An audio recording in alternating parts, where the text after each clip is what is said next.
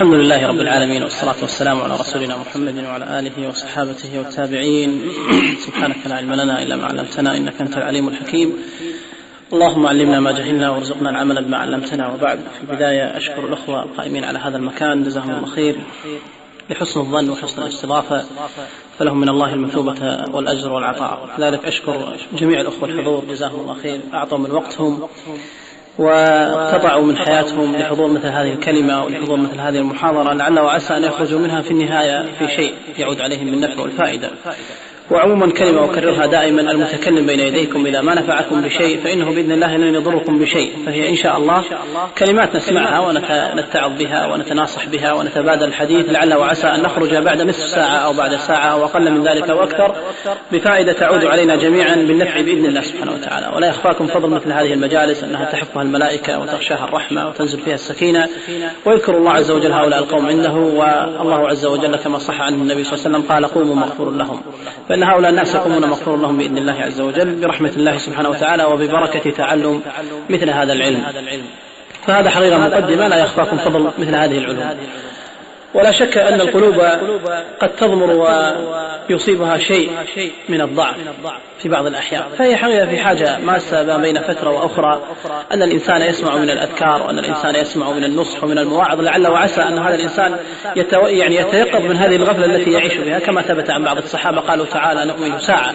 كان بعضهم يقول لبعض: تعالى نؤمن ساعة. والسبب في ذلك أنه لربما طاحونة الدنيا ودوامة الحياة شغلت الإنسان عن كثير من الأذكار وعن كثير من الأحاديث والآيات، لانشغال الإنسان أحيانا في وظيفته وفي دوامه، أو قد ينشغل الإنسان في تطلع على العلا، أو قد ينشغل الإنسان في هموم الدنيوية ومشاكلها، أو قد ينشغل الإنسان في كثير مما يطرع الإنسان في حياته. ولذلك الإنسان بحاجة ماسة إلى أن يقف مع نفسه وقفة نصح، تكون هذه الوقفة فيها نوع من المصارحة. لعل الإنسان بعد هذه النصائح وبعد هذه المواعظ نقول أنه ينكشف شيء من الران الذي نزل على قلبه وغطى على قلبه، ولعله يتبين له أن هذه الأمور التي كان يرتكبها في حياته أو كان يفعلها متساهلا بها تسبب له بعض المتاعب في الدنيا قبل الآخرة، من معاصي ومن قسوة قلب ومن بعد عن كتاب الله وسنة النبي صلى الله عليه وسلم. ولذلك لا مانع، بل أنه من الجيد، بل أنها ظاهرة صحية أن يجلس الإنسان مع أخوانه في يوم من الأيام ويتناصحون ويتذاكرون، وتكون المصارحة سبيلهم في التحدث مع بعضهم. ولذلك كان الكلام والحديث والحوار عن أسباب ضعف الإيمان لعلها من أهم الأسباب، لأنك أنت حقيقة يعني عصب حياتك وعصب حركتك إنما هو الغذاء المعنوي وليس الغذاء المادي. كما قالوا: لسان الفتى نصف ونصف فؤاده، فلم تبقى إلا صورة اللحم والدم. فالإنسان حقيقة هو قلب ولسان، يتكلم بهذا اللسان ويعي بهذا القلب أو يعي بهذا العقل، وأما الباقي فلحم ودم يتأثر بالمؤثرات الخارجية. ولذلك غذاء الروح هو من أهم الأغذية التي ينبغي للجسد أن يصحى بها دائما، أن يصحو بها دائما. فلا مانع حقيقة من التكلم حول هذه القضية وهي أسباب ضعف الإيمان، لأن قوامك في هذه الحياة وحركتك ومثل ما نقول الطاقة التي تحرك الإنسان فتجعله يغضب لله وتجعله يرضى عن هذا ويغضب على هذا وتجعله يسعى للآخرة وينافس غيره، إنما هو الإيمان. فمتى ما زاد الإيمان متى ما ارتفعت الهمة، ومتى ما ضعف الإيمان متى ما قلت الهمة. ولذلك كان من المناسب جدا أن يسأل الإنسان دائما عن أسباب ضعف إيمانه، ما الذي يسبب له ضعف الإيمان، فتفتر الهمة وتقل العزيمة وتنكسر الشوكة عند الإنسان وتزداد عليه المعاصي وتجتمع حول الشياطين، كما قال تعالى: ومن يعش عن ذكر الرحمن نقيض له شيطانا فهو له قريب. فالإنسان لما غفل عن ذكر الله عز وجل ولما ضعف فيه الإيمان تكالبت عليه شياطين الإنس والجن. هذا حقيقة مدار حديثنا ومدار حوارنا ومدار محاضرتنا وكلمتنا هو أن نسأل ونتساءل فيما بيننا عن أسباب ضعف الإيمان، كيف يضعف إيماننا، وفي النهاية نختم ذلك بكلمة بسيطة عن الحل والعلاج. لعل معرفة أسباب ضعف الإيمان بمعرفة حقيقة الإيمان. الإيمان يزيد بطاعة الله عز وجل وينقص بالمعصية، هو قول باللسان وتصديق بالجنان وعمل بالأركان. أن يقول الإنسان يعني بلسانه أنه مؤمن بالله عز وجل والشهادتين إلى آخره من قضايا التوحيد المشهورة المعلومة، وأن يصدق ذلك في قلبه وأن يطبق ذلك بأعماله. أهم قضية يعيها الإنسان أن الإنسان إيمانه يزيد بطاعة الله عز وجل وينقص بمعصية الله سبحانه وتعالى. فمتى ما فعل الإنسان الطاعة كلما ازداد إيمانه، ومتى ما فعل الإنسان المعصية كلما قل إيمانه. وعلى ذلك أدلة كثيرة، لعلنا نأتي بدليل حقيقة غائب على الإنسان أو غائب على كثير من الشباب يوضح لك أنه بالفعل كل معصية ترتكبها فإنها تقلل من ميزان حسناتك وتزيد في المعاصي، وكل حسنة ترتكبها أو تفعلها فإنها ترفع من إيمانك وتقلل المعاصي. صح عنه صلى الله عليه وسلم أنه قال فيما روى أحمد: تعرض الفتن على القلوب كالحصير عودا عودا، فأيما قلب أشربها نكتت في قلبه نكتة سوداء، وأيما قلب ردها نكتت في قلبه نكتة بيضاء، حتى تكون القلوب على قلبين، قلب أسود مربادا كالكوز مجخيا لا يعرف معروفا ولا ينكر منكرا إلا ما أشرب من هواه، والقلب الآخر أبيض كالصفا لا تضره فتنة ما دامت السماوات والأرض. هذا حديث يبين فيه النبي صلى الله عليه وسلم أن الفتن كلها تعرض على القلب، والسبب في ذلك أن العقل في هذا القلب، أو أن المقصود في هذا القلب هو التعقل والتدبر، ولذلك كان عرض الفتن على هذا المكان، تعرض عليه الفتن، والمقصود من عرض الفتن أنه ما تحصل فتنة إلا أن القلب هذا يحكم بها، كما قال صلى الله عليه وسلم: ألا إن في الجسد مضغة إذا صلحت صلح الجسد كله وإذا فسدت فسد الجسد كله، ألا وهي القلب. فالإنسان حقيقة حينما تعرض عليه أي فتنة يعي ويتدبر هل يرتكبها أو ما يرتكبها، ثم بعد ذلك يوحي إلى الدماغ، فالدماغ يوحي إلى الأعضاء والأحاسيس فيطبق هذا الفعل، يقبل أو لا يقبل. فشبه النبي صلى الله عليه وسلم عرض الفتن ما يعرض على الإنسان سواء رأى امرأة في الشارع أو رأى منكر من المنكرات أو أعجبته بنت مرت عليه في الطريق، أو أن هذا الإنسان أغري يوم من الأيام بأموال، أو أغري يوم من الأيام بربا، أو أغري يوم من الأيام بسفر إلى حرام. هذه أولا يعرضها الإنسان تعرض على قلب الإنسان، فإن تقبلها هذا الإنسان أي مرت عليه هذه الفتنة نكتت في قلبه نكتة سوداء. شبه النبي صلى الله عليه وسلم عرض الفتن على قلب الإنسان كعرض أعواد الحصير على صانعها، كما أن صانع الحصير تمر عليه أعواد الحصير عودا عودا وهو يصنعها، كذلك الفتن تمر على قلب الإنسان فتنة فتنة حينما تجوز أو حينما تمر عليه في الظاهر فتعرض في الباطن على قلبه، فإما أن يتقبله وأما أن يردها. المقصود والشاهد من ذلك قول النبي صلى الله عليه وسلم: فأيما قلب تقبلها أو أشربها نكتت في قلبه نكتة سوداء. نقطة سوداء هي نقطة معنوية وليست حسية. وأيما قلب ردها نكتت في قلبه نكتة بيضاء، حتى تكون القلوب على قلبين. الشاهد من ذلك أن الإنسان مع كثرة ارتكابه وفعله للمعاصي وللسيئات يصير قلبه أسود، كما قال النبي صلى الله عليه وسلم: أسود مربادا كالكوز مجخيا لا يعرف معروفا ولا ينكر منكرا. المقصود من ذلك أنه أسود شديد السواد لا يكاد يدخل إليه النور، مثل الكأس إذا قلبته على وجهه أو على فيه فإنه لا يدخل إليه قطر الماء. فلذلك شبه النبي صلى الله عليه وسلم كثرة ارتكاب المعاصي بالسواد المظلم الذي لا ترى فيه البياض، وشبه النبي صلى الله عليه وسلم كثرة فعل الحسنات بالبياض كالصفا الأبيض، كصخر الصفا الأبيض، لأن هذا الإنسان أو كالصفاء، من حيث أن هذا الإنسان لا تضره فتنة ما دامت السماوات والأرض. هذا مثال بسيط على أن بالفعل الإنسان بكثرة فعل الحسنات يزداد الإيمان، وبكثرة فعل السيئات يقل الإيمان. فأول أسباب ضعف الإيمان ارتكاب المعاصي. إذا ارتكبت معصية ضعف الإيمان، إذا فعلت حسنة ازداد الإيمان. فلذلك كلما ارتكب الإنسان معصية كلما ضعف إيمانه، كلما ارتكب الإنسان حسنة كلما زاد إيمانه. من هذه الأسباب كذلك من أسباب ضعف الإيمان أن الإنسان يترك المقويات التي تقوي إيمانه أو تزيد في حسناته، وهي في الحقيقة كما قال بعض العلماء إنما هي من المعاصي.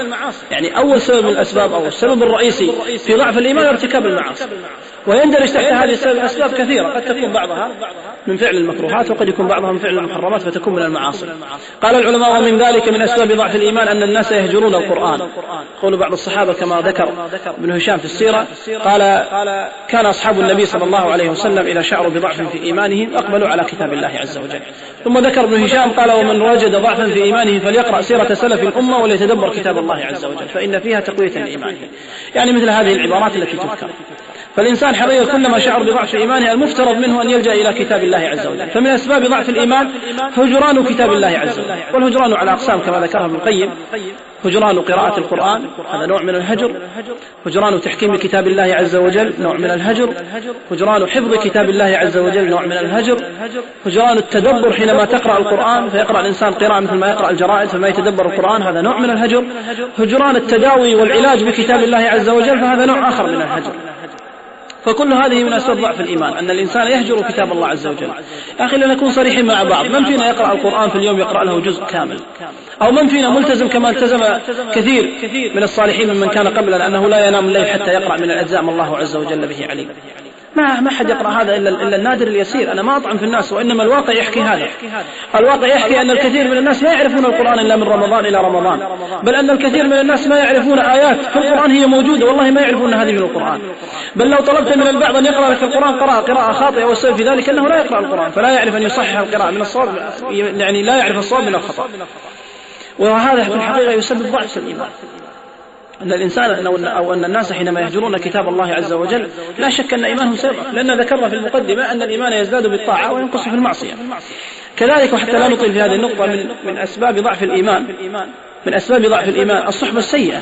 وأنا حقيقة أذكر كل نقطة باختصار شديد حتى يسعنا الوقت أن نذكر جميع النقاط فيلم الإنسان بجوانب الموضوع. من أسباب ضعف الإيمان الصحبة السيئة. أخي أنت ليس مخير في اختيار الصاحب، الحقيقة والواقع أن الله عز وجل طلب منك أن تصاحب أشخاصا معينين ولم يجعل الأمر لك سدى. قال الله عز وجل واصبر نفسك مع الذين يدعون ربهم بالغداة والعشي يريدون وجهه ولا تعد عيناك عنهم تريد زينة الحياة الدنيا ولا تطع من أغفلنا قلبه عن ذكرنا واتبع هواه وكان أمره فرطا. الخطاب للنبي صلى الله عليه وسلم ولأمته من بعده أي يا محمد اصبر والزم وامشي وامسك وتمسك وسر مع الذين يدعون ربهم بالغداة والعشي يريدون وجهه ولا تعد عيناك عنهم. إياك أن تبتعد عنهم ولو طرفة عين.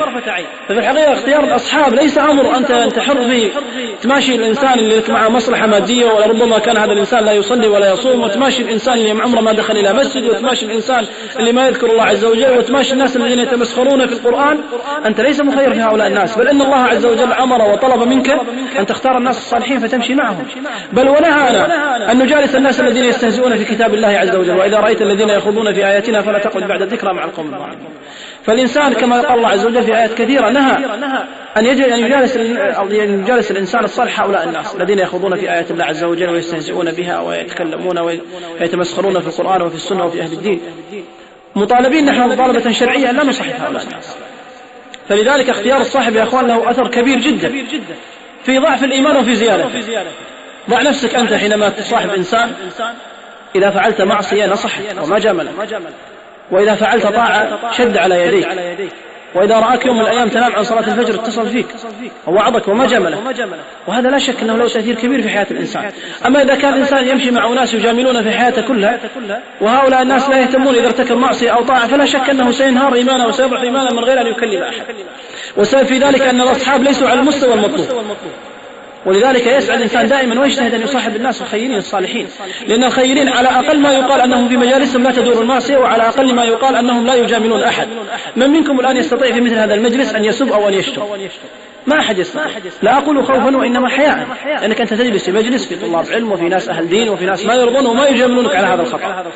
ولذلك اختيار الصاحب الذي إذا أخطأت نصحك، وإذا قصرت في حق الله عز وجل وعظك، وإذا عوجت عن الطريق قومك، والذي إذا رأى منك قصورا في الدين وجهك. اختيار الصاحب لا شك أنه له تأثير كبير جدا في حياة الإنسان وفي سلوكه. لذلك قالوا قديما ولا تسأل عن المرء واسأل عن قرينه، فكل قرين بالمقارنة يقتل، فأنت تتأثر بمن معك. وبين النبي صلى الله عليه وسلم مثل الجليس الصالح والجليس السوء كحامل المسك ونافخ الكير.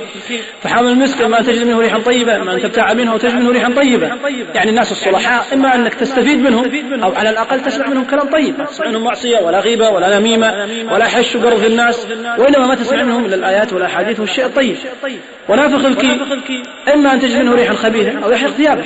وهكذا العاصي إما أنك تتأثر بسلوكياته وتتأثر بما عنده من معاصي، وإما أنك تقتدي به فتقتبس منه ألفاظ وتقتبس منه كلمات، فأنت تلقائيا لا إراديا تجد نفسك بعد فترة كلمات نائية أو كلمات نابية أو كلمات سوقية أو كلمات لا تصلح أن تكون على لسانك تتكلم فيها.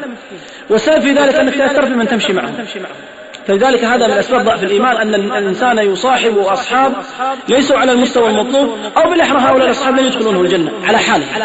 فلذلك من أسباب ضعف الإيمان أن الإنسان لا يتخير الناس الصلحاء في الصحبة، وإنما يختار من تهواه النفس ومن يجد مصلحته عنده.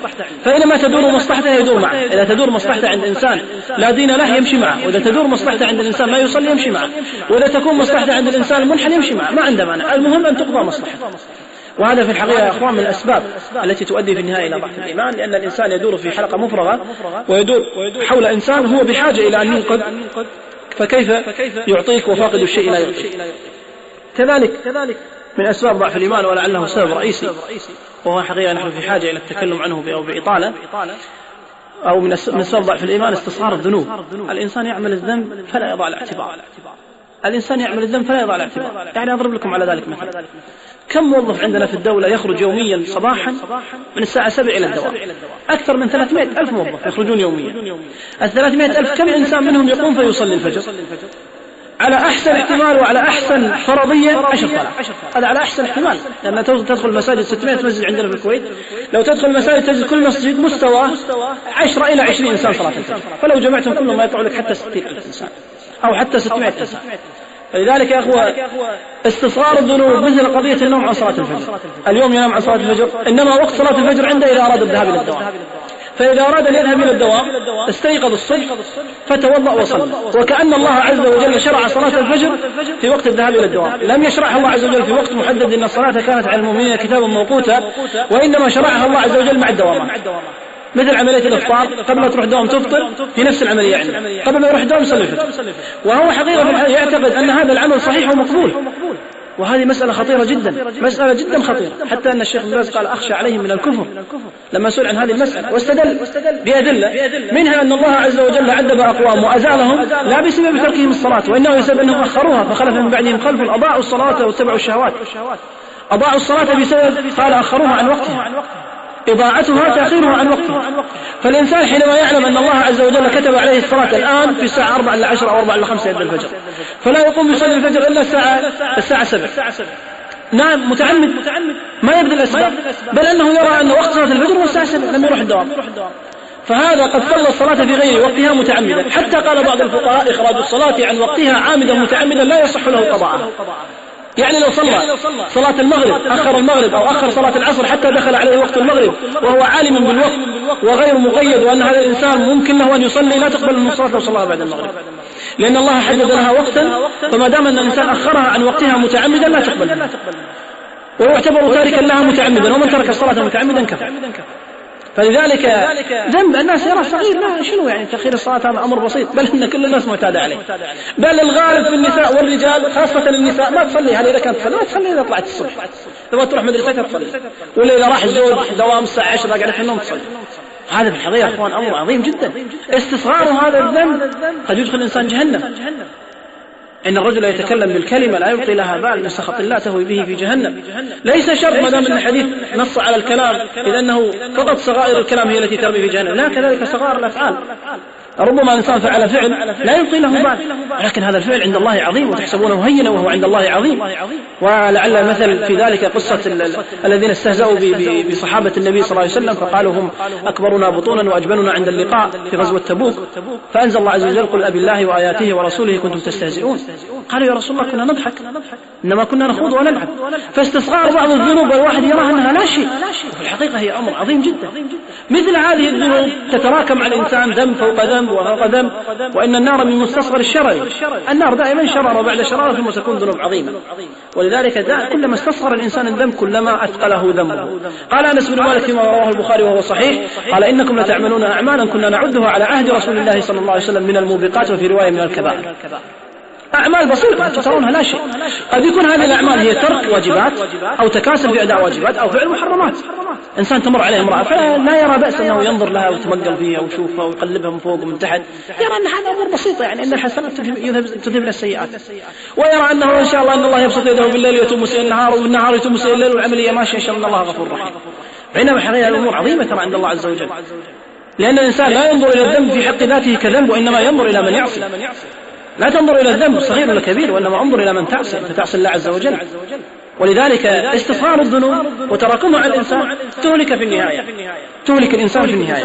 ولذلك أحسن الإمام أحمد بن حنبل رحمه الله، وكان دائما يردد هذه الأبيات وكثيرا ما يقولها، يبين فيها حقيقة أن بعض الذنوب يعني كنا نتوقعها أنها صغيرة ولكن صارت في النهاية عظيمة علينا، فأثقلتنا عن الصلاة، وأثقلتنا حتى جاء رجل إلى أحد فسأله عن قيام الليل أنه ما يستطيع أن يقوم، فقال أثقلتك ذنوبك، ذنب على ذنب على ذنب على ذنب أثقلتك. وحقيقة انظروا إلى أنفسنا، نتكلم عن أنفسنا وما أبرئ نفسي، تثاقل الكثير من الشباب عن صلاة الفجر سبب إيش؟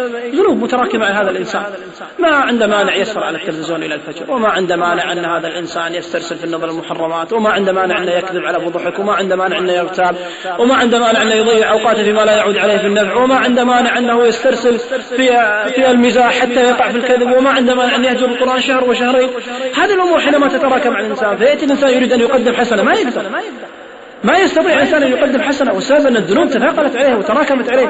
إذا جاء يقوم الليل ما عنده إيمان يستطيع أن يزاحم وأن يتصارع فيه مع الشيطان، يأتي الشيطان يقول يا عمي نام بس وراك ليل طويل فرقد، فينام. والسبب أنه ما عنده إيمان قوي يستطيع أن يتصارع به مع الشيطان فيتغلب عليه ثم يقوم فيصلي.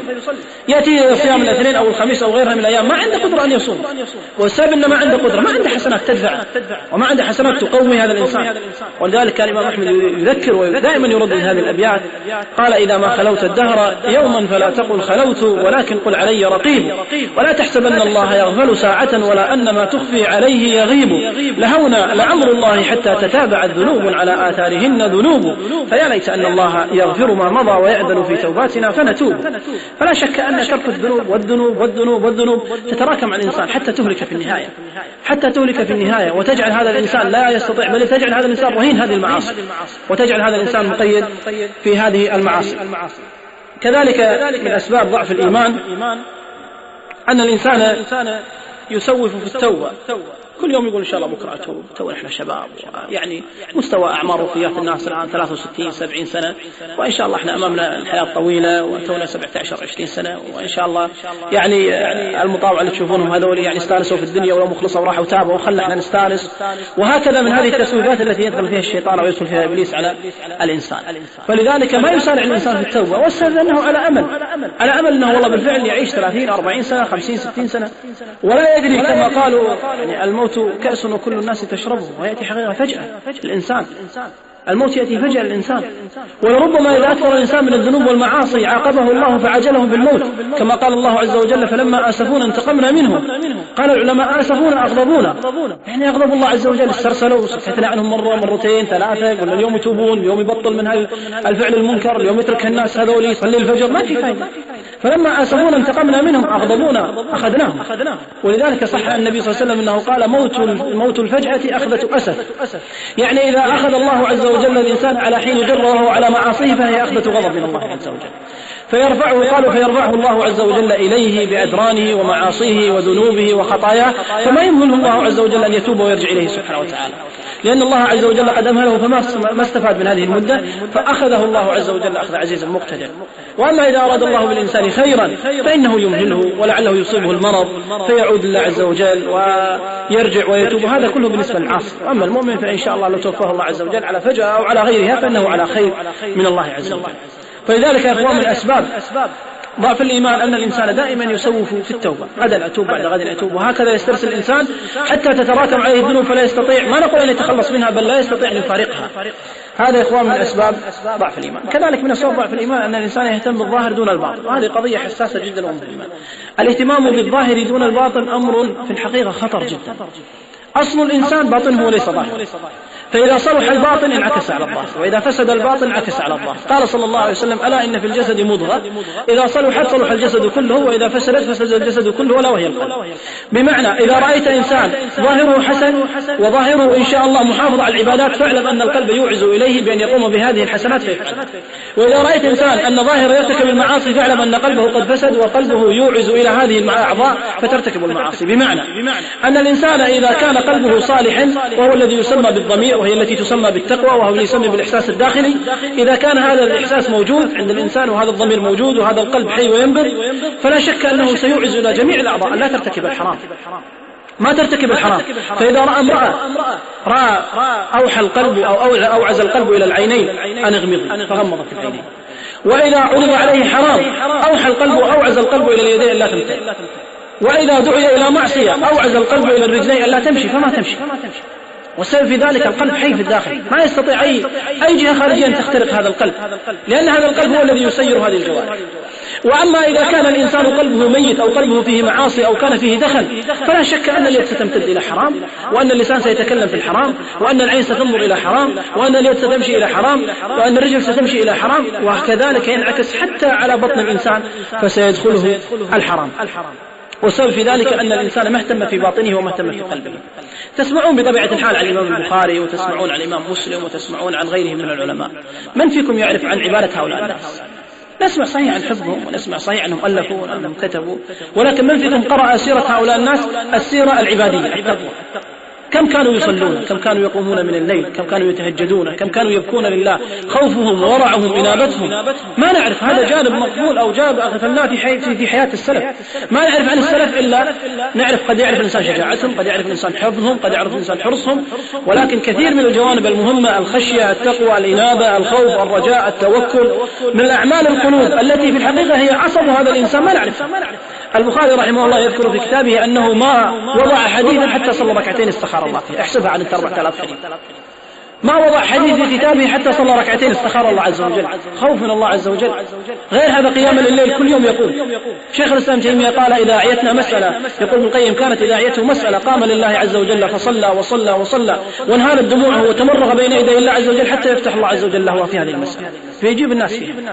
هذه جوانب يا أخوان مهمة جدا في حياة العلماء أن يعرفها الإنسان، فإذا عرف الإنسان لعله يستقيم الجانب الآخر. فقط الإنسان مع الأسف الآن يهتم في الظاهر. صحيح مسألة اللحية ومسألة الثوب القصير أمر مهم جدا وأمر مطلوب شرعا، ولكن تبقى جوانب أخرى، تبقى جوانب القلب، تبقى جوانب التقوى، تبقى جوانب الخوف من الله عز وجل، تبقى جوانب الإنابة، مراقبة الله عز وجل في السر والعلن. ما فائدة إنسان والله ملتحي ومقصر ثوبه وأن إنسان يصلي في المساجد وفي الجماعة، ولكن كلما خلا في محارم الله عز وجل انتهكها، وإذا سافر إلى الخارج عمل المعاصي والله به عليم، لعله يكون مع الأسف في هذا المظهر يشوه سمعة الإسلام والمتدينين، لا يحسن هذه السمعة. والسبب في ذلك أنه ما عمر باطنه وإنما عمر الظاهر. الاهتمام حقيقة، وهذا غالب الناس حتى العوام الآن. العام الآن تعال إلى أي إنسان بالنسبة تعال تقول لأولادك شو تحفظ أولادك القرآن، شو تعلمهم، شو تدرسهم، إيش يحفظون القرآن، ماذا يعرفون عن الصلاة؟ لا يعرفون. مستعد الرجل يهتم يلبسهم أحسن لباس ويوكلهم أحسن أكل ويمشيهم ويطلعهم ويدور فيهم، غير هذا اهتمام بالظاهر. ولكن باطن الأمر وعصب الإنسان وقلبه ما يهتم فيما عنده، اهتمامه إنما هو في الظاهر. حتى في أكلنا احنا كبشر لما نأكل نهتم في الظاهر دون الباطن. أهم شيء عندك تأكل أكل لذيذ وأكل ممتع بالنسبة لك وأكل يشبعك وتشتهي عينك قبل أن يشتهي بطنك. ولكن تعال إلى حقيقة هذا الأكل، هل هذا الأكل بالفعل مفيد؟ هل هذا الأكل بالفعل مثل ما يقولون في بروتينات وفي أملاح وفي كذا، ولا مجرد أن الإنسان خلاص هكذا عينه تشتهي؟ فنهتم في الظاهر دون الباطن. مثل الآن أكل الناس يكثرون من أكل الرز، وفي الحقيقة هو نشويات ما في فائدة، هو نشويات ما في غير السمنة وما يعطي فائدة أبدا. اهتمام الناس في كل حياتهم في الظاهر دون الباطن، بدءا من المتدينين ونهاية في عوام الناس إلا من رحم الله عز وجل. فلذلك من أسباب ضعف الإيمان أن الإنسان خلاص يعتقد الإنسان والله إذا إنسان التحى وقصر ثوبه وحضر الجماعة خلاص الإنسان هو بس الآن هو من أهل الجنة وهو من المقربين وهو خلاص صار القمة وهو صار. بينما لو تبحث عن باطنه تجده منتهي، وتجد باطنه ما في شيء، وتجد قلبه منتهي. والسبب في ذلك أن الإنسان أو كثير من الناس مع الأسف يهتم بالظاهر بس، أهم ما عنده الظاهر، أن يتغير شكله وهندامه إلى الشكل أو القالب الموجود في الساحة، وأما باطنه فما يهتم. الأصل أن يعمر الباطن والظاهر. هذه حقيقة يا أخوان من أسباب ضعف الإيمان. كذلك من أسباب ضعف الإيمان أن الإنسان لا يستشعر معاني أسماء الله عز وجل وصفاته. يعني الإنسان ما يستشعر معنى اسم الله عز وجل الرقيب، ما يستشعر معنى اسم الله عز وجل الحسيب أن الله سبحانه وتعالى يحاسب، ما يستشعر معنى اسم الله عز وجل السميع العليم، ما يستشعر معاني هذه الأسماء كأنها بالفعل ذكرت في القرآن للتسلية. يعني البعض يعتقد أن بالفعل القرآن أصلا هو عبارة عن قصة خيالية صاغها الله عز وجل للنبي صلى الله عليه وسلم لمجرد التسالي. يعني الناس بحاجة إلى شيء على طول يقولونه في لسانهم، فصاغ لهم الله عز وجل هذه الحكايات وهذه القصص بس عشان الناس تكمل حياتها فيها وتمشي يعني دوامة الحياة. وهذا مو صحيح. الواقع أن القرآن له حكم عظيمة وله اعتبارات كثيرة، حتى الأسماء حتى خواتيم السور حينما يختمها الله عز وجل يختمها لمعنى. لما يختم الله عز وجل بعزيز حكيم تتناسب مع الآية اللي قبلها، ويختمها بسميع عليم تتناسب مع الآية اللي قبلها، ولما يختمها ببصير يتناسب مع الآية اللي قبلها. فلذلك إذا ما استشعر الإنسان هذه الأسماء وهذه المعاني ما استفاد. إنسان يرتكب المعصية مستعد يعصي ليل نهار ما يستشعر أن الله عز وجل وهو القاهر فوق عباده. قاهر مو قاهر هذا ما همه. فإذا استشعر الإنسان بأن الله عز وجل هو القاهر وأن الله سبحانه وتعالى هو المسيطر وأن الله عز وجل شديد العقاب وأنه سبحانه وتعالى إذا عصى الإنسان ربه سبحانه وتعالى ربما أخذه فجأة ولربما كتب الله عز وجل عنها عليه هذه المعصية وإلى آخره، ما يستشعر الإنسان معاني هذا.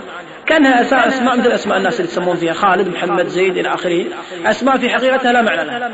فإذا استشعر الإنسان معاني أسماء الله عز وجل لم يضعف إيمانه، وإذا ترك الإنسان استشعار معاني أسماء الله سبحانه وتعالى لا شك أنه سيضعف إيمانه.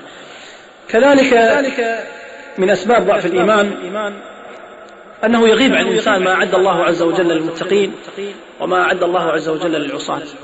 إذا عرف الإنسان يا أخوان واستشعر ما أعد الله عز وجل للمتقين بإذن الله عز وجل سترتفع الهمة. وإذا استشعر الإنسان ما أعد الله عز وجل أو توعد به العصاة بإذن الله سترتفع الهمة. وأما إذا أغفل الإنسان حتى وما فكر فيما أعده الله عز وجل للمتقين وما توعد الله عز وجل به العصاة فإنه لا شك سيبقى على حاله. خذ على هذا مثل، أنت كموظف إذا ما تعرف أنك في نهاية العمل أو في نهاية هذا الشهر تقبض راتب ما راح تقدم شيء. وأنت كموظف إذا ما تعرف اللائحة الداخلية للعقوبات يعني ستسترسل بالأحرى، بل ستستهزئ وتستهين في التفريط في الدوام وفي الحضور وفي غيرها. والسبب في ذلك أنك ما تعرف عقوبة اللائحة الداخلية أو لائحة العقوبات الداخلية. ولذلك إذا عرف الإنسان، ما نقول اللائحة الداخلية اللي ما أعد الله، وإنما إذا عرف الإنسان ما أعد الله عز وجل المحسنين وما توعد الله به العصاة لا شك أنه سيتحرك وسينافس غيره وسيعمل. أما ما أعده الله عز وجل المحسنين فأمر أعتقد يحتاج إلى دروس، وأعظمها من ذلك أن نصرة الله عز وجل وتوفيق الله عز وجل وتأييده، إن الله مع الذين اتقوا والذين هم محسنون. وكذلك تثبيت قلوبهم عند الممات، ألا تخافوا ولا تحزنوا وابشروا بالجنة التي كنتم توعدون. وكذلك أن الله عز وجل يضعهم في ظل عرشه يوم القيامة. وكذلك أن الله سبحانه وتعالى يهيئ لهم المكان العظيم في الجنة، وأن الله يذبح لهم ملك الموت فلا يموتون بعد اليوم، وأن الله سبحانه وتعالى يهيئ لهم من المنازل ويشفعهم في من شاء سبحانه وتعالى. وأما العصاة فالله عز وجل توعد لهم معيشة ضنكا في هذه الدنيا، وأن الله لن يوفقهم في حياتهم، وأن الله عز وجل توعد لهم بملائكة تنتظرهم عند الممات تسحب أرواحهم فتؤذيهم، وأن الله سبحانه سيعذبهم في القبور وسيضيق عليهم في القبور، وبعد ذلك إذا خرجوا بين يدي الله عز وجل سينالهم من العذاب ما الله به عليم، ثم بعد ذلك في جهنم سينالهم من العذاب إلى آخره من الأمور. متى ما جلس الإنسان مع نفسه وقرأ ما أعد الله للمتقين يتحرك إيمانه ويطمع بأنه بالفعل هو معني. وليس الخطاب للناس اللي ماتوا وانتهوا، وإنما الخطاب للجميع. ليس الخطاب فقط للصحابة ومن عاش في عصرهم، وإنما الخطاب للجميع، أن الإنسان يستشعر أن ما أعد الله في الجنة من حور عين ومن كرامات ومن أنهار وقصور وما تشتهي الأنفس وتلذ الأعين إلى آخره، هي فقط ليس مقصود فيها النبي صلى الله عليه وسلم وأصحابه، وإنما إحنا كذلك مقصودين فيها. وأنت ممكن تكون واحد منهم، وأنت ممكن تنال هذه المنازل. وهؤلاء الحور عين يتكلم الله عنهم قد تكون يوم من الأيام معك في الجنة. وما توعد الله عز وجل به العصاة ليس المقصود فيه فقط أبو لهب وأبو جهل وغيره، وإنما كذلك أنت معني فيها. قد تكون أنت يوم من الأيام من هؤلاء الناس تسعر فيه جهنم، إنكم وما تعبدون من دون الله حصبوا جهنم أنتم لها واردون. قد تكون أنت من هؤلاء الناس التي تغلى فيه جهنم وتتوقد. ولذلك إذا شعر الإنسان أنه معني في هذا الخطاب ليس للناس اللي مضوا وإنما للجميع إلى أن تقوم الساعة، لعله يزداد إيمانه ويتحرك إيمانه. وهذا من أسباب الإيمان أن الإنسان يغفل يعني ما أعد الله عز وجل المتقين وما توعد الله عز وجل به العصاة. كذلك في الحقيقة يعني أختم هذا الموضوع وإن كنت قد أطلت، أن المخرج من ذلك هو التوبة والرجوع إلى الله سبحانه وتعالى. المخرج من أسباب ضعف الإيمان أن الإنسان يستغفر على الدوام، أن الإنسان يستغفر كما ثبت عن النبي صلى الله عليه وسلم في حديث البخاري عن أبي سعيد قال: يا أيها الناس توبوا إلى الله واستغفروه فإني أتوب إليه في اليوم 70 مرة، في رواية قال 100 مرة. كثرة الاستغفار والرجوع إلى الله سبحانه وتعالى، كما قال الله: إن الحسنات يذهبن السيئات ذلك ذكرى للذاكرين، وأتبع السيئة الحسنة تمحها، إذا فعلت سيئة فاتبعها بحسنة. فإنسان ما يسوي، ومتى ما ارتكب إنسان معصية غفل فنام عن صلاة يوم من الأيام، غفل فاسترسل في النظر إلى الحرام، غفل فتكلم في أعراض الناس، فعلى طول الإنسان يبادر للاستغفار، وهي دعوة من الله عز وجل موجهة، كما قال الله عز وجل: يا أيها الناس توبوا إلى الله، وقال: وتوبوا إلى الله توبة نصوحا. فالله عز وجل أمر الناس، بل وأحبهم الله عز وجل، فقال: إن الله يحب التوابين ويحب المتطهرين. وثبت في صحيح مسلم عن أبي هريرة أن الله قال: الله أفرح بتوبة عبده من رجل أضل ناقته في أرض أرض قاحلة أو أرض قفراء، ثم وجدها بعد ذلك بعد أن أيأس الموت أو تيقن الموت، فقال من شدة الفرح: اللهم أنت عبدي وأنا ربك، أخطأ من شدة الفرح. هذا يدل الحقيقة على أن الله عز وجل أفرح بتوبة عبده من هذا الإنسان، وأن الله عز وجل وعد الناس أن يقبل التوبة، وهو الذي يقبل التوبة عن عباده. وعدهم أنهم إذا تابوا يقبل الله سبحانه وتعالى توبتهم. ووعد سبحانه وتعالى الذين أسرفوا على أنفسهم بالذنوب والمعاصي أنهم متى ما رجعوا إلى الله عز وجل يمحو الله عز وجل كل الذنوب. قل يا عبادي الذين أسرفوا على أنفسهم لا تقنطوا من رحمة الله إن الله يغفر الذنوب جميعا. فالله سبحانه وتعالى وعد: أن أقبلوا إلي وأنا أغفر لكم جميع الذنوب. ولذلك حقيقة من أسباب مغفرة أو من أسباب أو العلاج الذي يجعل الإنسان يرتفع إيمانه ويبتعد عن أسباب ضعف الإيمان أن الإنسان يقبل على الله سبحانه وتعالى.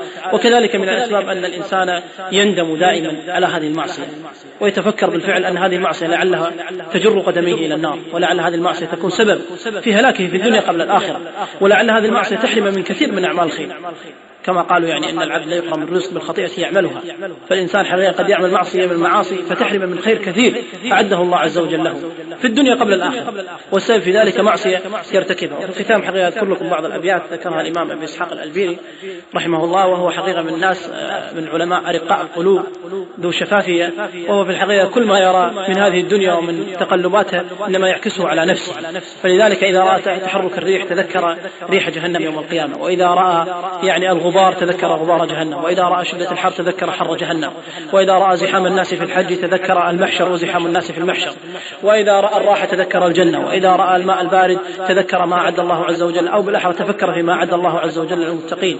وهكذا فهو رحمه الله كان كل ما يرى شيء يعني يعكس على نفسه ويتذكر فيه اليوم الآخر. فلذلك قال بعض الأبيات حقيقة الجميلة التي نود أن نذكرها، وهي حقيقة تدل على أن الإنسان لابد حقيقة أنه دائما يحمل هم المعصية ويحمل هم الذنب الذي يفعله. كان رحمه الله يوم من الأيام جالسا تحت شجرة فرأى حمامة تبكي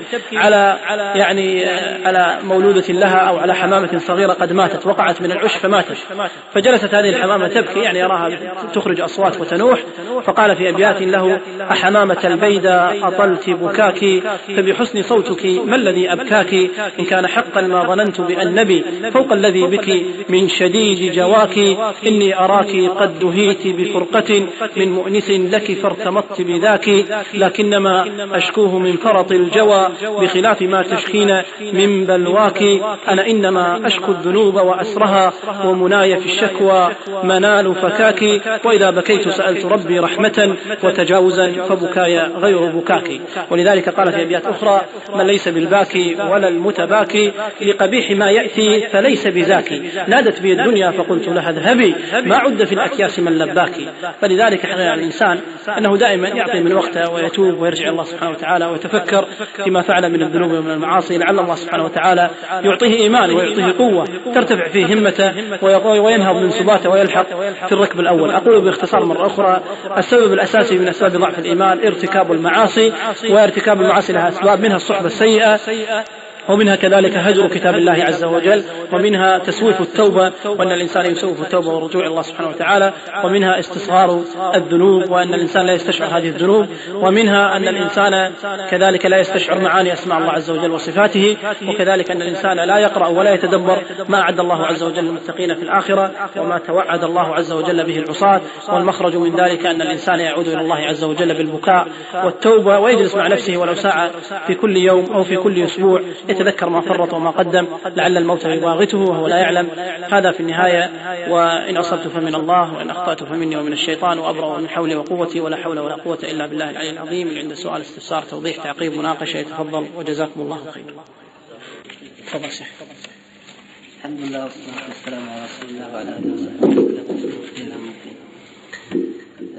إضافة على ما قال أخونا محمد، أنا أعتقد يعني من أهم الأسباب التي تضعف إيمان العبد بل تقسي قلبه بل تجعله من الفسقة والمجرمين، بل جره ذلك إلى الكفر بالله سبحانه وتعالى، وهو خلوده إلى الأرض، خلود الإنسان إلى الأرض، وهو من أهم الأسباب التي تكون من السبب في قسوة القلب وبعده عن الله سبحانه وتعالى. استطاع إبليس عليه لعنة الله أن يغوي أبينا آدم عليه السلام ويوسوس له بهذا الأمر. لما أخرج الله عز وجل آدم عليه السلام من الجنة، استطاع إبليس بعد أن أقسم بالله له ناصحا أنه إن استمع إلى نصيحته واستجاب إلى دعوته سوف يخلد في الجنة ولن يخرج منها كما خرج أو كما أخرجه الله سبحانه وتعالى، حيث قال له: هل أدلك على شجرة الخلد وملك لا يبلى، إن سمعت نصيحتي وأكلت من هذه الشجرة فإنك سوف تخلد في الجنة ولن تخرج منها كما أخرجت. وأيضا كما قال الله سبحانه وتعالى عن ذلك الرجل العابد من بني إسرائيل، كما سماه أهل التفسير بلعام العابد، قال الله عز وجل: واتل عليهم نبأ الذي آتيناه آياتنا فانسلخ منها فأتبعه الشيطان فكان من الغاوين ولو شئنا لرفعناه بها ولكنه أخلد إلى الأرض. السبب في عصيانه لله سبحانه وتعالى، السبب في كفره بالله سبحانه وتعالى وترك العلم الذي أعطاه الله، حتى كما جاء في الروايات عند البيهقي في الشعب الإيمان أنه آتاه الله سبحانه وتعالى الاسم الأعظم الذي إذا دعي به أجاب وإذا سئل به أعطى، ولكن ترك كل ذلك بسبب عرض أو شيء من الدنيا، كما قال الله عز وجل: ولكنه أخلد إلى الأرض. حقيقة هذا الأمر أمر خطير جدا، إذا وقع في قلب الإنسان فإنه صعب يتخلص من هذا الأمر، صعب يتخلص بعدما رأى ذلك الجمال وذلك البهرج في هذه الدنيا، كما قال الله عز وجل: حتى إذا أخذت الأرض زخرفها وزينت. في أجمل من هذه الدنيا الحين وزخرفتها وبهجتها وجمالها وفرحتها وإغرائها ما أصاب الأولين ما أصاب اللاحقين في هذا الزمان من نعيم ورفاهية وجمال وجميع وسائل الإغراء موجودة، ولكن إذا أشرب في قلب الإنسان هذا الحب وذلك المرض لا شك أنه سوف يقضي على الإنسان. لذلك دلنا النبي صلى الله عليه وسلم على علاج عظيم جدا، حيث قال النبي صلى الله عليه وسلم: أكثروا من ذكر هادم اللذات، أكثروا من ذكر هادم اللذات، فإنه كما جاء في بعض الروايات فإنه ما ذكر في شيء في كثير إلا قلله، وما ذكر في قليل إلا كثره. هذا الموت إذا جاء فإنه يأتي بغتة، يأتي مهلك، وإذا جاء مهلك الإنسان فإنه يبحث يمين ويسار عن حسنات تقدمه أو تقربه إلى الله سبحانه وتعالى. والقبر أول ليلة قل لي بالله ما يكون. لو تأمل الإنسان أول ليلة في القبر كيف يكون حاله.